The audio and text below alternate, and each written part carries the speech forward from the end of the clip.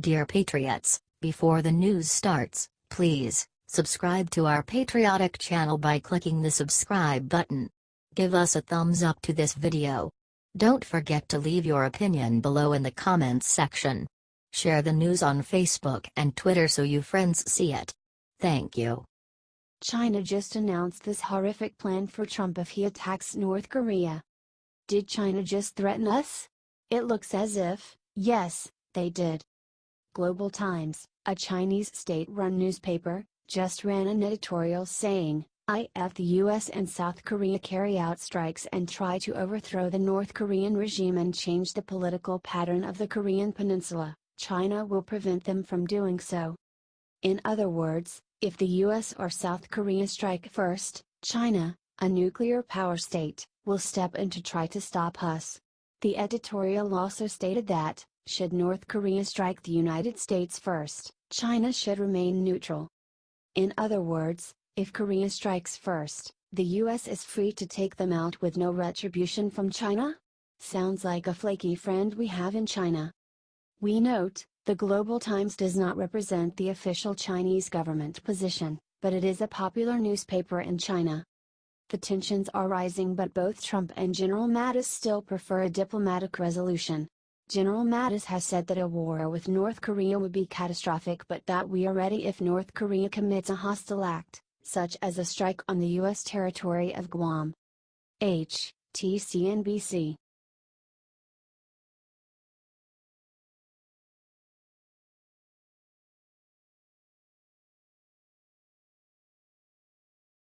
CNN says Trump has no morals after he shows support for peaceful Iranian protesters. Peaceful citizens in Iran are protesting their government's bad economy and high inflation. People are angry that their government is focusing more on outrage over Israel than their own citizens. U.S. strongly condemns arrest of peaceful protesters in #Iran, urges all nations to publicly support Iranian people. As POTUS said, longest suffering victims of Iran's leaders are Iran's own people, State Department spokesperson Heather Nauert. We are following reports of multiple peaceful protests by Iranian citizens in cities across the country. Iran's leaders have turned a wealthy country with a rich history and culture into an economically depleted rogue state whose chief exports are violence, bloodshed, and chaos. As President Trump has said, the longest suffering victims of Iran's leaders are Iran's own people, wrote the State Department. CNN responded by taking the side of Iran's corrupt government in order to insult President Trump. This coming out from the Iranian Foreign Ministry, not only talking about the fact that they view the government of President Trump as the greatest bearer of ill will towards Iran, but going on to say that, the people of Iran give no value or credibility to such opportunistic expressions by the government or the person, Mr. Trump. American officials, through their conduct, have not turned a place from which they can express masked sentiments as sympathies, for the aware of the people of Iran, said CNN correspondent Arwa Damon. Now this, not just necessarily a rebuke of what the US president tweeted, but also perhaps a reflection of just how frustrated, not just Iran but other countries frankly are, with the United States. A lot of nations and their populations, no matter how they feel about their governments in particular, do perceive the United States as not really having a moral leg to stand on, said CNN. Disgusting.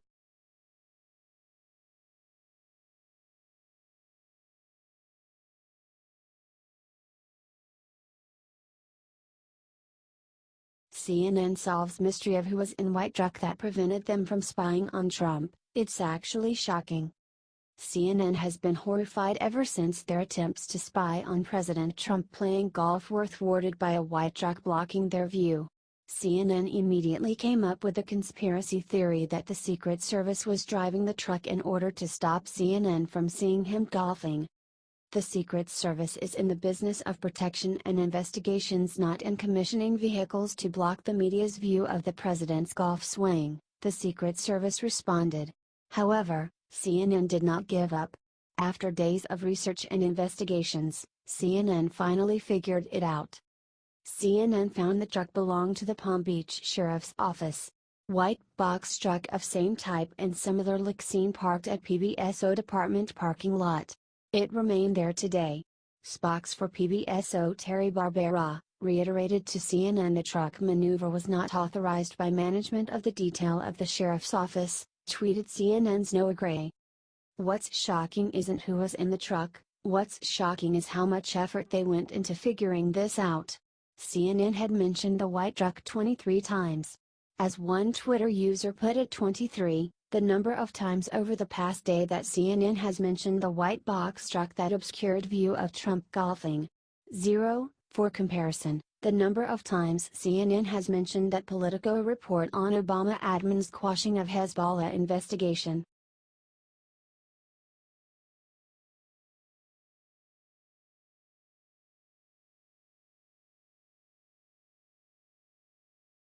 Right after doing something sick to Barron, this comedian did something even worse. Looks like actions don't have consequences. Saturday Night Live writer Katie Rich is apparently back on the job after being suspended in January for saying on Twitter that Barron, Trump, will be this country's first homeschool shooter. Rich was initially indefinitely suspended for her insensitive tweet, but she had writing credits for Thursday night's Weekend Update, Summer Edition. Whether or not she will continue to write for SNL is unknown. Y'all, this lady said Barron Trump, and 11-year-old child, would kill his own family. How messed up is that? But I guess when you're a liberal in media, you'll always have a job. HT Fox News.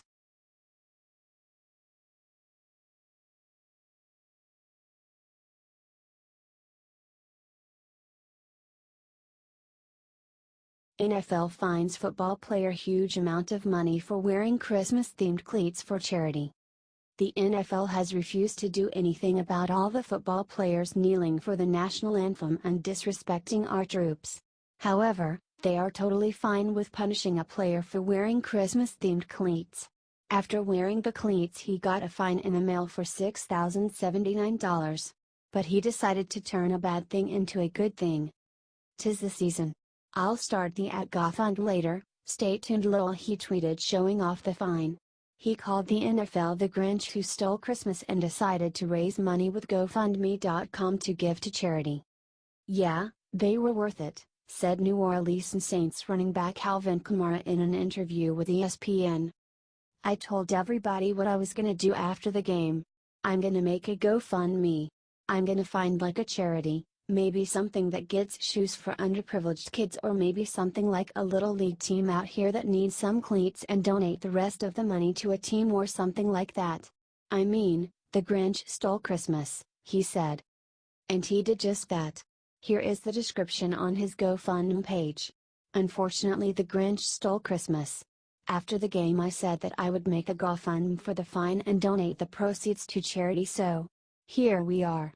A donation will be made to Willie Hall Playground's recreational department to provide cleats for their youth football programs.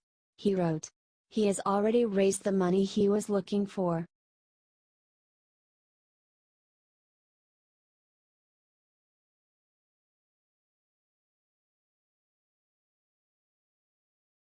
Traitorous whore.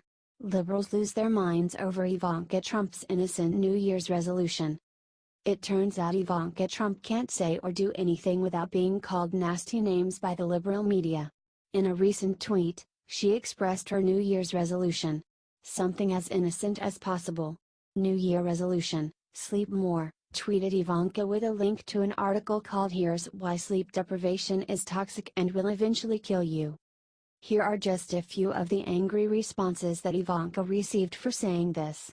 OMG, read the F-king room, you entitled privileged nepotism employee of the White House with no government experience, spoiled rich BTCH.